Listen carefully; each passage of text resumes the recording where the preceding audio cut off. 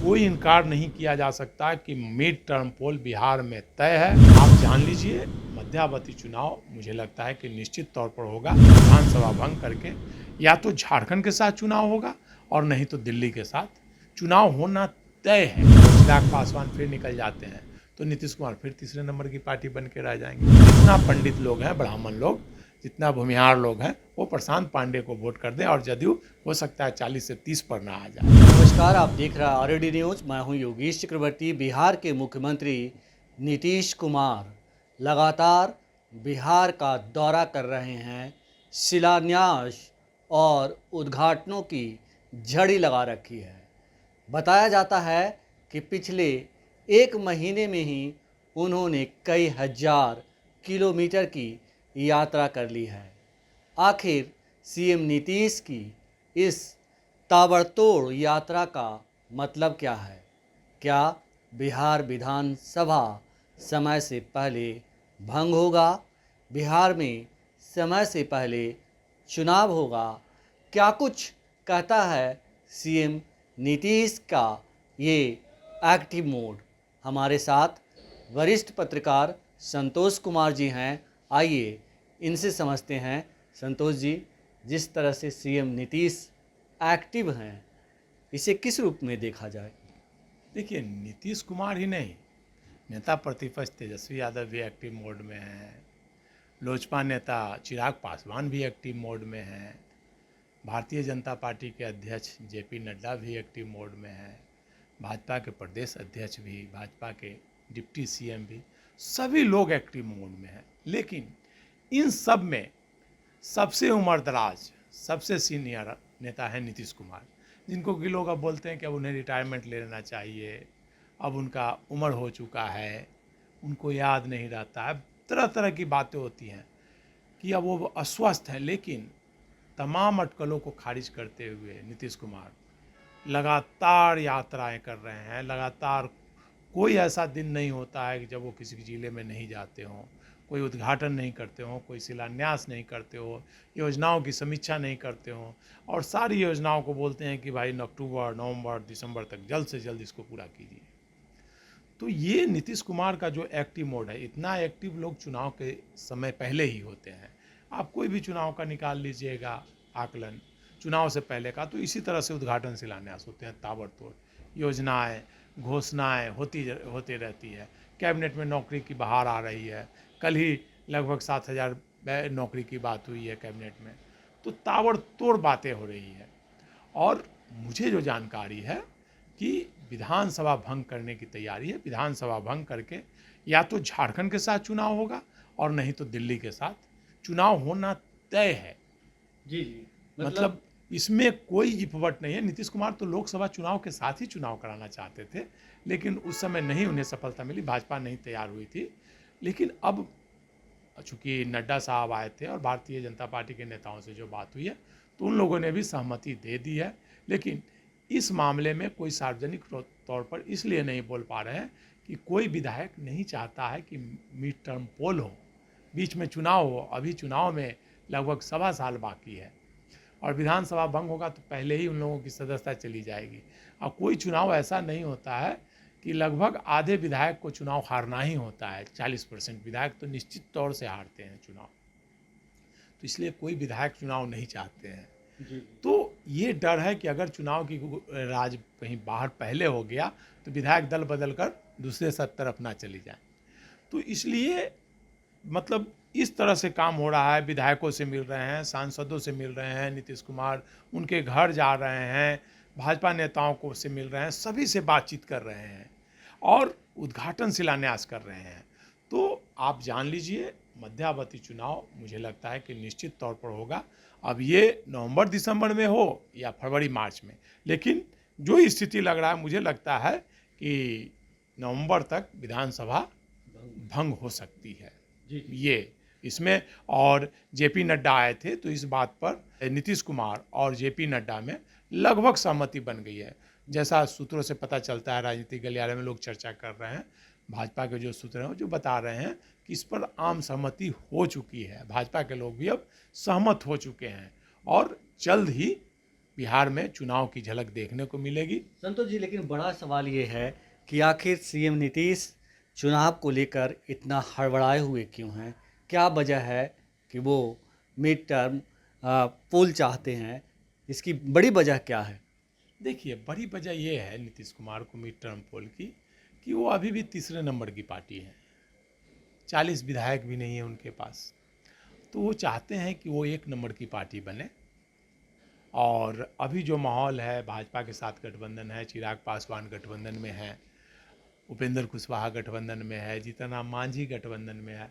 तो ये गठबंधन अगर मजबूती से चुनाव लड़ेगा तो निश्चित तौर पर नीतीश कुमार को फिर से सत्ता आ सकती है, संभावना ज़्यादा है। लेकिन जैसे जैसे देर होगा, जैसे जैसे समय बीतेगा, सरकार नीतीश कुमार के खिलाफ ऐसे ही एंटी इनकम्बेंसी है, कहीं चिराग पासवान फिर से नाराज़ ना हो जाएं, उपेंद्र कुशवाहा नाराज़ ना हो जाएं, जीतन राम मांझी नाराज़ ना हो जाएं। अगर कोई एक पत्ता, अगर चिराग पासवान फिर निकल जाते हैं तो नीतीश कुमार फिर तीसरे नंबर की पार्टी बन के रह जाएंगे। उनका जो सपना है नंबर 1 पार्टी बनने का, वो धरा का धरा रह जाएगा। इसलिए वो चाहते हैं कि अभी चुनाव हो जाए, और अभी चुनाव अगर होते हैं तो भाजपा के साथ भी मजबूरी है अभी, क्योंकि केंद्र में उनकी सरकार अल्पमत की है और वो चाहते हैं, नीतीश जी के भरोसे उनकी सरकार है। तो अभी अगर चुनाव होती है तो 5 साल के नीतीश कुमार 5 साल के लिए, अगले 5 साल के लिए फिर से मुख्यमंत्री बन जाएंगे। लेकिन यही अगर भाजपा धीरे धीरे छोटे छोटे दलों को तोड़कर अगर अपने दल में मिला लेगी, बहुमत में आ जाएगी भाजपा, तो फिर नीतीश का वैल्यू तो घट जाएगा ना नीतीश कुमार जी लेकिन का। संतोष जी, बड़ा सवाल ये है कि जो आप कह रहे हैं कि नीतीश जी के साथ अभी तमाम दल हैं, चिराग पासवान हैं, इसकी क्या गारंटी है आने वाले विधानसभा चुनाव में चिराग पासवान जो है अलग रुख नहीं अपनाएंगे? दूसरी बात, ये सार्वजनिक है कि जो पीके पांडे हैं जनसुराज के, वो सीएम नीतीश को, आप ही कहते हैं कि सीएम नीतीश को ही सबसे ज़्यादा डैमेज करेंगे। तो एक तरह से बीजेपी सीएम नीतीश के खिलाफ दो पहलवान पाल रखी है। ऐसे में अगर मिड टर्म पोल भी होता है तो ये दोनों जब मैदान में उतरेंगे तो फिर नीतीश जी का हाल तो वही होना है। कि यही बात न है, नीतीश कुमार जी जान रहे हैं, सारी बातों को जान रहे हैं। एक एक रिपोर्ट उनके पास आ रही है कि प्रशांत पांडे क्या कर रहे हैं, चिराग पासवान क्या कर रहे हैं। तो एक एक रिपोर्ट उनके पास आ रही है। तो वो इसी बात को लेकर के वो सशंकित हैं कि जितना देर होगा उतना ही अंधेर होगा, तो देर ना हो जाए, इसलिए वो चाहते हैं कि जल्द से जल्द, अभी जैसे प्रशांत पांडे घूम रहे हैं, मतलब पानी की तरह पैसा बहा रहे हैं, ऐसा लगता है कि अलादीन का चिराग उनको मिल गया है, पानी की तरह पैसा बहा रहे हैं। ये लगता है कि एकदम कहाँ से पैसा आ गया है, एकदम खजाना मिल गया है। मतलब इतना पैसा तो मुझे नहीं लगता है कि आज तक किसी पार्टी ने खर्च किया होगा, एक भाजपा के अलावे किसी पार्टी ने, किसी पार्टी के पास इतना पैसा होगा। तो नीतीश कुमार इस बात से आशंकित हैं कि प्रशांत पांडे तो उनका वोट काटेंगे, वो अपर कास्ट का ही वोट काटेंगे जी बाकी। और दूसरी तरफ से उन पर ये है कि लालू को भी नुकसान करेंगे मुस्लिम यादव वोट में। तो मुझे नहीं लगता कि मुस्लिम और यादव वोट में ज़्यादा सेंधमारी कर पाएंगे, क्योंकि एंटी इनकम्बेंसी के कारण वो अपर कास्ट का ही वोट थोड़ा सा काट सकते हैं। लेकिन अपर कास्ट भी इतने बेवकूफ़ नहीं है कि वो बीजेपी को छोड़कर प्रशांत पांडे को वोट दे देंगे, जब वो कांग्रेस को वोट नहीं दे रहे हैं अपर कास्ट के लोग, जदयू कैंडिडेट को जहानाबाद में वोट नहीं दिए, तो प्रशांत पांडे को क्यों देंगे वोट। तो एक पैसा का खेल चल रहा है, एक माहौल बनाने का प्रयास किया जा रहा है, लेकिन मुझे नहीं लगता है कि इसमें सफलता मिलेगी। हाँ, लेकिन जितना देर होगा उतना जड़ धीरे धीरे विपक्षी ताकतों को मजबूत होगी। और नीतीश जी नहीं चाहते हैं कि वो अवसर आए।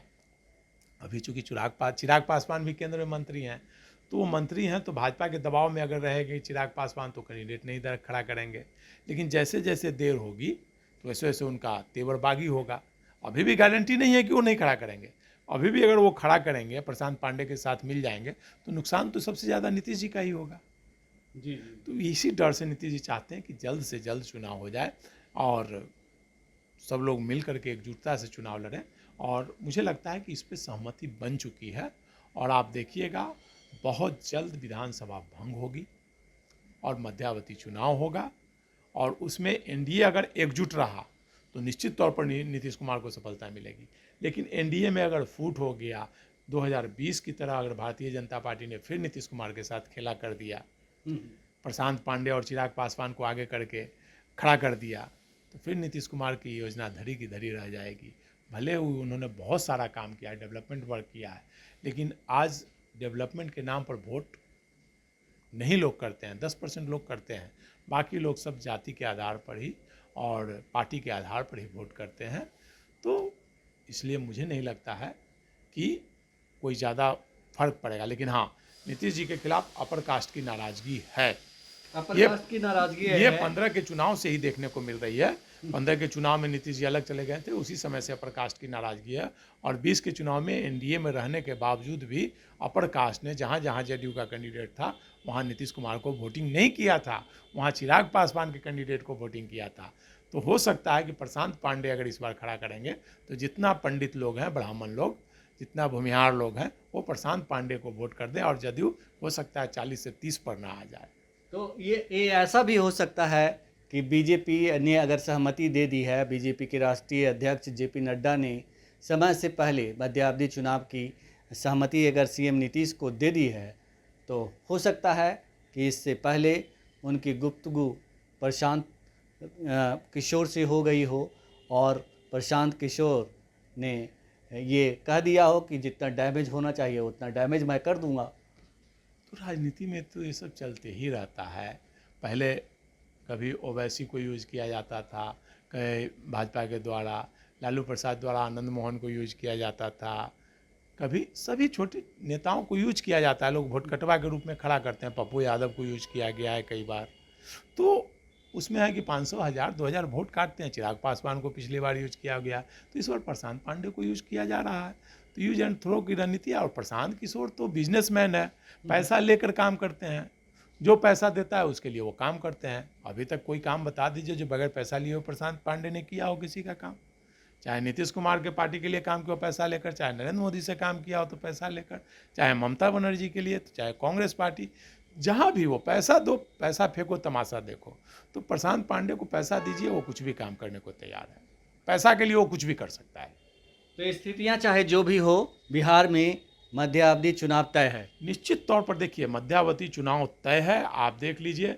और इससे कोई इनकार नहीं किया जा सकता कि मिड टर्म पोल बिहार में तय है। और विधानसभा निश्चित तौर पर आप जान लीजिए, नवंबर दिसंबर में ही विधानसभा भंग होगी। अब टाइम नहीं है, ताबड़तोड़ उद्घाटन शिलान्यास हो रहे हैं। तेजस्वी यादव भी यात्रा पे निकल चुके हैं और तेजस्वी यादव अभी जा रहे हैं यात्रा के बाद विदेश यात्रा पे जा रहे हैं जी, दुबई या कहीं बाहर जाने वाले हैं। तो उस दौरान कोशिश होगी कि भंग करने की, तेजस्वी यादव बाहर रहें, तो उस दौरान विधानसभा भंग करने की तैयारी होगी कि नेता बड़े दल के रूप में वो दावा ना पेश कर दें। बड़ा गठबंधन की भाई विधानसभा भंग करने की बात हो तो तुरंत वो राज्यपाल के यहाँ दावा सरकार बनाने का ना पेश कर दें। इसलिए उस दौरान होगी वो उनकी विदेश यात्रा के होने की संभावना जैसी है। जी। और अभी ये भी होगा, मतलब भंग करने से पहले हो सकता है कि सदस्यता भी समाप्त की जाए, कि वो दावा ना पेश करें तो चेतन आनंद का, फिर आनंद सिंह की पत्नी का, प्रहलाद यादव का, इन लोगों की सदस्यता भी समाप्त हो सकती है विधानसभा चुनाव भंग करने से पहले। क्योंकि आरजेडी का दावा, चूँकि अभी तक आरजेडी से उनको निकाला नहीं गया है, उनके अभी तो आरजेडी के विधायक के रूप में ही है, तो सबसे बड़े दल के रूप में वो दावा पेश कर सकते हैं। तो कई तरह की बातें हैं, लेकिन इतना जान लीजिए कि भाजपा ने सहमति दे दी है और विधानसभा चुनाव भंग होगा और मिड टर्म पोल होना है। हाँ, दिसंबर में हो, झारखंड के साथ हो, या दिल्ली विधानसभा चुनाव के साथ फरवरी मार्च में हो। क्योंकि फरवरी मार्च में एग्जाम होते हैं, इसलिए ज़्यादा संभावना है कि नवंबर दिसंबर में ही विधानसभा चुनाव भंग होकर के चुनाव हो सकते हैं। तो बिहार विधानसभा भंग करने की तैयारी पूरी कर ली गई है और बीजेपी ने भी अपनी सहमति जता दी है। और जैसा कि संतोष जी ने कहा कि नवंबर दिसंबर या फिर जनवरी मार्च में बिहार में मध्यावधि चुनाव होने तय हैं, ताकि एक बार फिर सीएम नीतीश की मुख्यमंत्री के तौर पर ताजपोशी हो सके। इस मिड टर्म पोल का यही मतलब है। फिलहाल इतना ही। आप हमें फेसबुक पर फॉलो करें, यूट्यूब पर सब्सक्राइब करें, लाइक करें, शेयर करें और कमेंट्स कर अपना महत्वपूर्ण विचार और सुझाव जरूर दें। धन्यवाद।